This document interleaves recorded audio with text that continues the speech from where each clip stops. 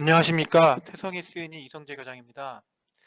오늘 발표할 주제는 락키 DEM의 다양한 활용 방안이라는 주제로 발표를 준비하였습니다. 일단 락키에 대한 기본 개념에 대해서 잠깐 설명을 드릴 거고요. 그리고 주로 락키 DEM이 어떠한 분야에서 활용이 되고 있는지에 대해서 설명을 드린 후에 실 필드에서 락키 DEM을 이용해서 프로세스를 개선한 사례에 대해서 소개를 드리도록 하겠습니다. 네, 먼저 라키라 함은 DEM을 사용하는 3차원 입자 거동 해석 전문 소프트웨어라고 이해하시면 될 것 같고요. 전통적으로 제철, 화공, 중공업, 광업, 제조업 등에서 이 외적으로 많은 분야에서 다양한 방법으로 활용하고 계신 해석 기법이라고 보시면 될 것 같습니다. 여기서 말하는 DEM이라고 함은 Discrete Element Modeling 혹은 Distinct Element Modeling이라고의 약자인데요.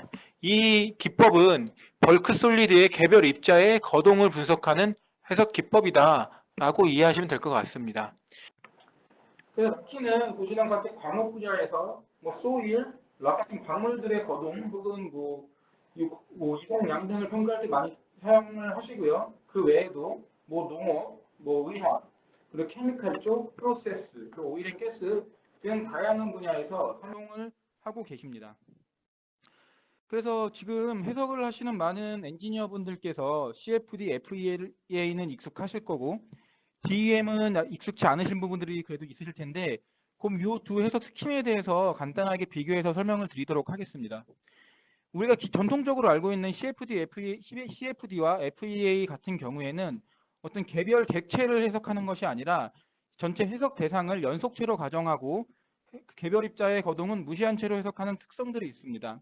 그러다 보니 해석 영역 전체를 격자로 구성하며 연속 방정식 등을 계속 풀어나가는 과정들이 반복이 되게 되죠. 하지만 DEM은 개별 입자의 거동을 파악하는 방법으로서 입체가 존재하지 않는 공간에는 추가적인 격자 및 추가적인 계산이 필요하지 않는 특징이 있다고 이해하시면 되겠습니다. 그래서 이 DEM을 풀어내는 이퀘이션은 사실 내부적으로는 많은 이퀘이션이 있겠지만 그 기본은 요식 하나로 정의된다고 보시면 될 것 같은데요. 일단 운동에 의한 바디 포스, 그리고 파티클과 파티클 혹은 파티클과 주변 구조물 간의 접촉에 생기는 서페이스 포스에 의해서 모든 하중이 적용된다고 보시면 되겠습니다.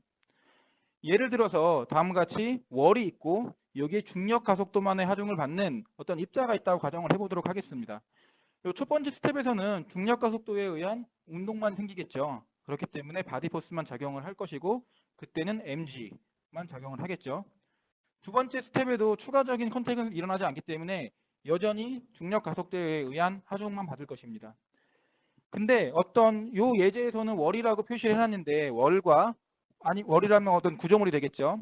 아니면 입자와 입자 간에 어떤 충격이 생긴다고 한다면 요거를 컨택 포스로 치환을 해서 풀어내게 되죠. 그래서 요 단계에서는 mg 바디 포스와 서페이스 포스를 같이 풀어내는 과정이 있다고 보시면 되겠습니다. 그 다음에 충돌이 일어난 후에 이제 그 두 개가 반발력에 의해서 떨어져 나가겠죠.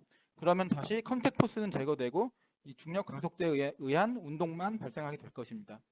근데 지금은 어떤 중력 가속도라고 가정을 했지만 어떤 하중이나 어떤 모션을 받게 된다면 그 하중의 전달 방향으로 운동 바디 포스가 생기는 변화만 있다고 보시면 될 것 같고, 그리고 컨택 포스가 서페이스 포스 같은 경우에는 모든 타임 스텝에서 모든 입자와의 입자 혹은 입자와 구조 간의 서페이스 포스를 다 풀어내는 과정의 연속이다라고 이해하시면 되겠습니다.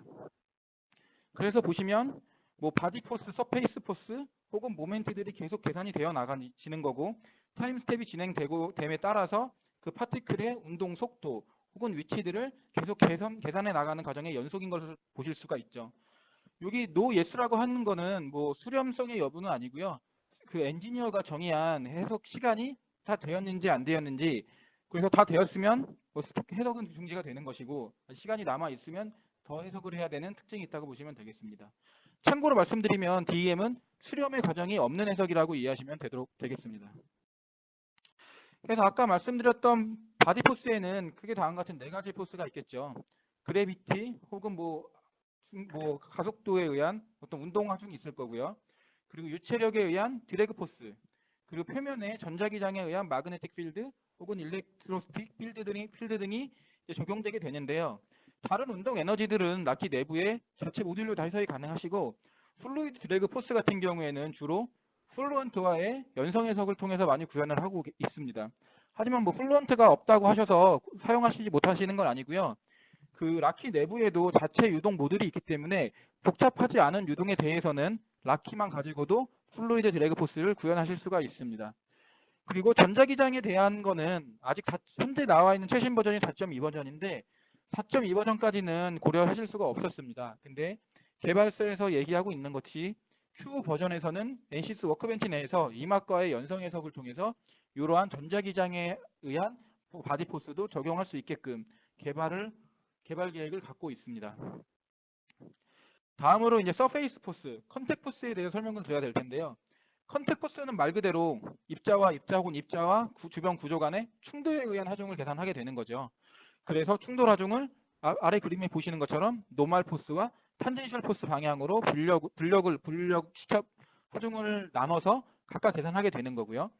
두 번째로 롤링에 대한 레지스턴스가 있겠죠. 기본적으로 전통적인 DEM은 다 이런 식으로 원형 파티클에 대해서 수행을 했었는데요. 그러다 보니 실제 어떤 형상을 갖고 있는 파티클의 회전성을 구현하실 수가 없었죠. 그렇기 때문에 인위적인 계수를 통해서 롤링 레지스턴스를 입력을 하심으로써 실제적으로 갖고 있지 않는 회전에 대한 저항력을 입력을 하시는 뭐 그런 계수라고 보시게 되겠습니다. 그렇다고 해서 라키 같이 실제 형상을 반영할 때 이 계수들이 필요가 없는 것은 아니고요. 예를 들어서 라키의 그 입자의 표면이 어떤 거칠기를 갖고 있다던가 아니면 어떤 점성을 갖고 있어서 회전에 대한 추가적인 저항력이 있다고 한다면 요 레지스턴스 값을 조정을 함으로써 추가적인 뭐 회전에 대한 뭐 관력을 계산하실 수가 있게 되겠죠.